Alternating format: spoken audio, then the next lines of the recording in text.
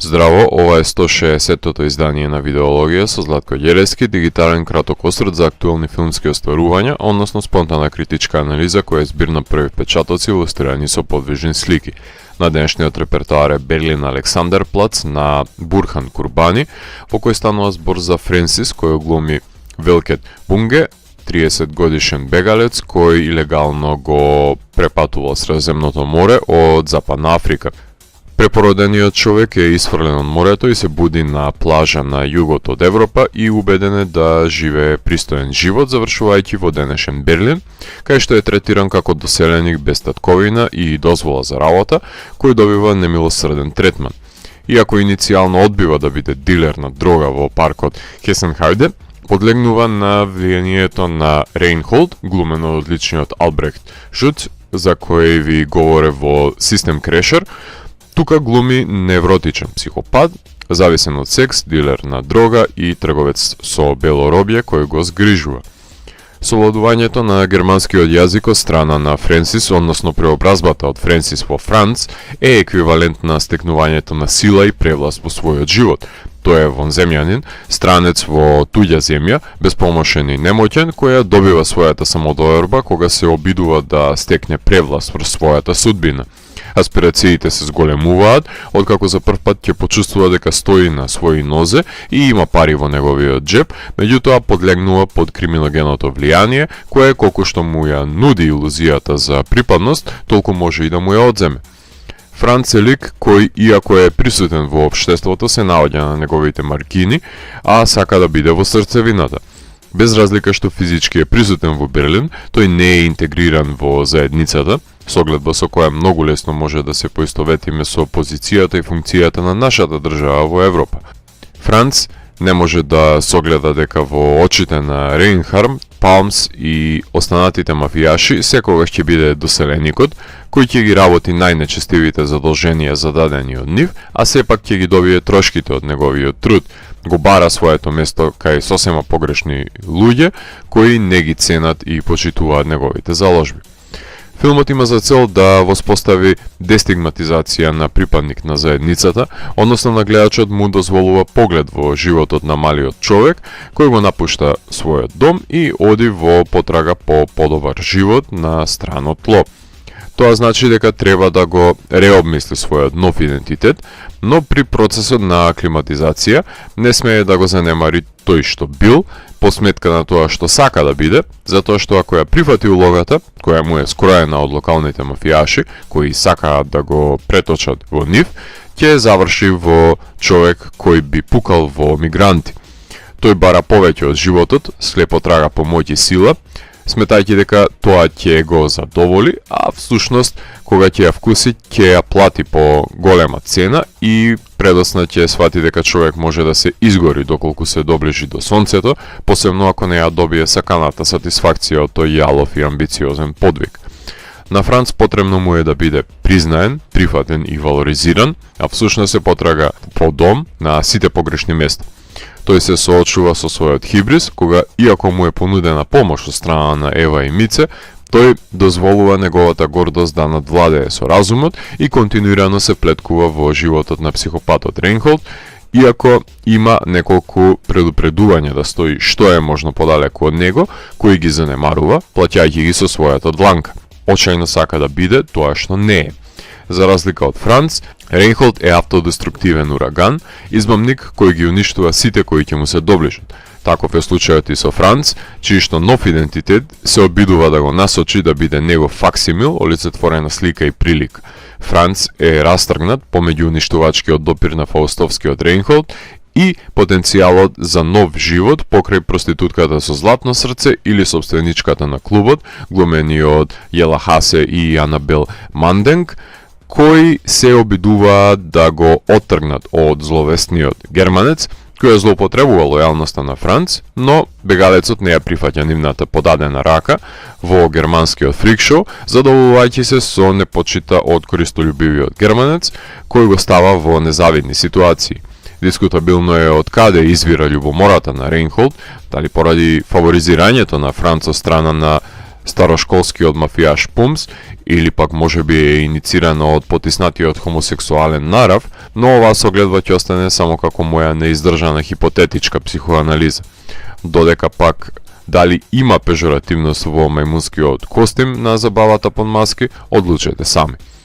Режисерот со постојаниот соработник, кинематограферот Јоши Хеймрад, нудат уште еден поглед во светот помеѓу сделките на дневно светло во парковите и декадентното славје во ноќните клубови, со екстензивна употреба на неонско светло во нагласена боја, давајќи уникатен, модерен, флуоресцентен визуелен печат на оваа адаптација. Посебно за издвојување се подводните пурпурни халуцинаторни сцени, кои елудираат на поетични навирања од жанровската естетизација, што најдобро сведочи за амалгамот помеѓу американскиот независен филм, преминувајќи во крими трилер, со европскиот артхаус сензибилитет, на моменти допирајќи до глорифицирањето на насилството на филмовите на Хармони Корин, а на моменти доближувајќи се до манирот на прикажување на ноќниот живот на Германија во долгокадарниот Викторија. Композиторката Даша Дауенхауер изнаоѓа начин како да употреби дивергентен звук на импозантни оркестрации, камерни свити и пулсирачка електронска музика, за да се доловат различните емоционални состојби на ликовите, како едно константно надополнување на действието. Незината музичка сестраност максимално е искористена во делото. Таа дури наоѓа начин како музички да ги синтетизира и воздишките на ликовите.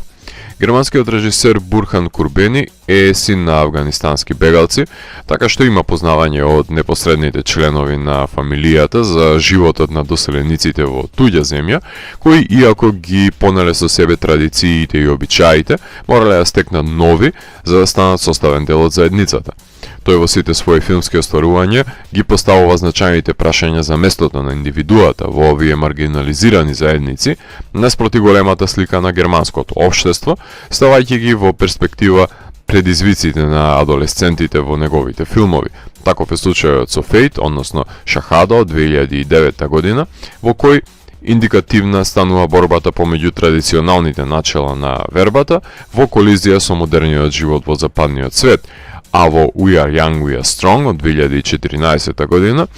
стана збор за филм за ксенофобијата, која во 1992 година ќе вивне во пламен зграда, во која се населени виетнамци во Росток. Иако секојаш ќе биде постојачки конфликтот помеѓу расната, националната или пак половата нееднаквост, режисерот наоѓа начин да го погледнеме светот низ перспективата на Франц и познаниците кои му одмогнуваат во потрагата по своето ново јас во Германија.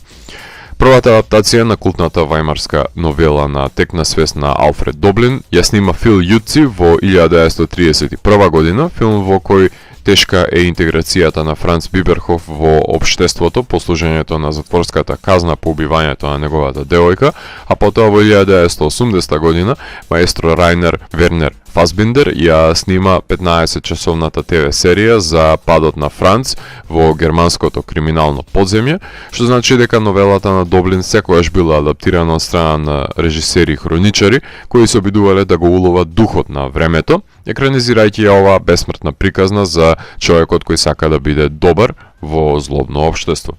Јас сум првиот кој ќе се побуни на 3-часовно време трајање на еден филм, затоа што сметам дека треба да е во прашање врвна мајсторија најпрвен, режисерот да се дрзне дека смее да сними толку долг филм и потоа да ја оправда таа одлука со задржување на вниманието на гледачот, зашто треба да се пофали Бурхан, затоа што со помош на структурирањето на поглавја во соработка со монтажерот Филип Томас, ја сосредоточуваат сеопфатноста на снимениот материјал и изнаоѓаат начин на кој ќе се надоградува незапирливиот тек на драматуршкото чинодействие и сметам дека не само што го оправдува времетраењето, туку јас би гледал и мини серијал од овој филм од 5 часа, но и 3-часовната верзија дава епски пропорции на подемот и падот на една личност со чинители со кои неминовно е поврзувањето со гледачот. Филмот својата премиера ја имаше на минатогодишното Берлинале во официјалната селекција, а потоа играше на фестивалите во Москва, Хаифа, Бусан, Стокхолм, Солун, а на европските филмски награди се закити со титулата за најдобар музички скор на Даша. Секако дека европската артхаус филмска сцена безпотребно беше затрупана од филмови кои ги користеа бегалците како популарна тематска одредница, само за да го привлечат вниманието на европската јавност и да ги фрлат потоа врз шините,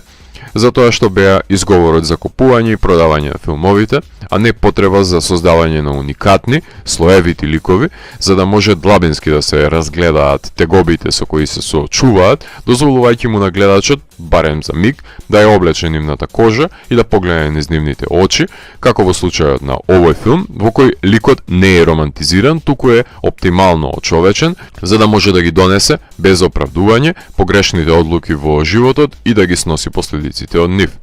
Секако дека ќе има гледачи, расисти и филмски пуританци кои ќе се противат на овој облик на адаптирање на делото на Доблин или пак на времетраењето на филмот, а не би имале проблем со времетраење, например, на Blue is the Warmest Color, односно неиздржано цепидлачење нема да сведочи за недостатоците на делото, туку за неговите силни страни. Недостатокот лежи во недоволно впечатливата обработка на споредните ликови, посебно во корелација со Франц, кои магично, инстантно го прифаќаат во нивните домови, иако не го ни познаваат, ниту пак дополнително е потенцирана заканата по животот на Франц, иако свиркањето на Oh My Darling Clementine на Рейнхолд си има свој шарм, признавам, но тоа се компоненти од творбата кои не пречат во незиното гледање. Едноставно Бурхан го има најдено шематскиот клуч за пресликување на стремежот на индивидуата од книгата на големото платно и таа констатација не може да се негира.